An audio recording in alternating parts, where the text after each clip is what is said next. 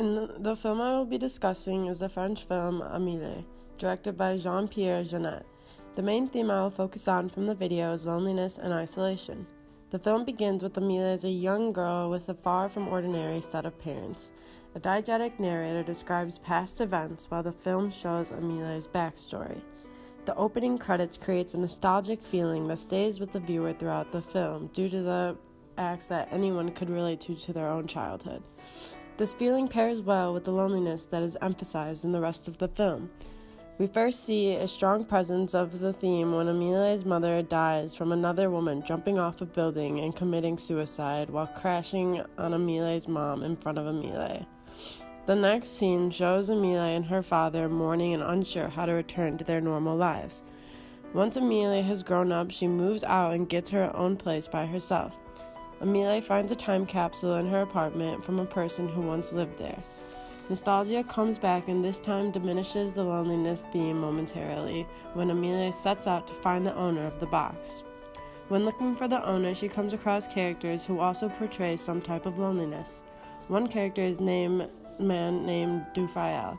The narrator describes the man as someone who never even leaves his own home where he lives alone. Amélie chats with him to see if he knows anything about whose time capsule it may be.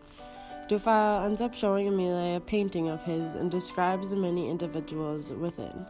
One figure in the painting is a little girl who he claims is an outsider and most likely played by herself. The shot cuts to a medium shot of Amélie almost choking on her drink from connecting that little girl to her own self. She finds the man that the box belongs to, and he shares a story from his lonely life where he no longer hears from his children. He decides that he wants to reconnect with them and leaves Amélie feeling powerful from her impact. She walks outside and approaches a blind man and tells him in detail what is going on around him.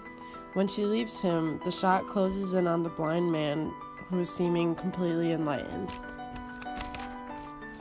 After Amélie's adventure, she returns home to her seemingly isolated life.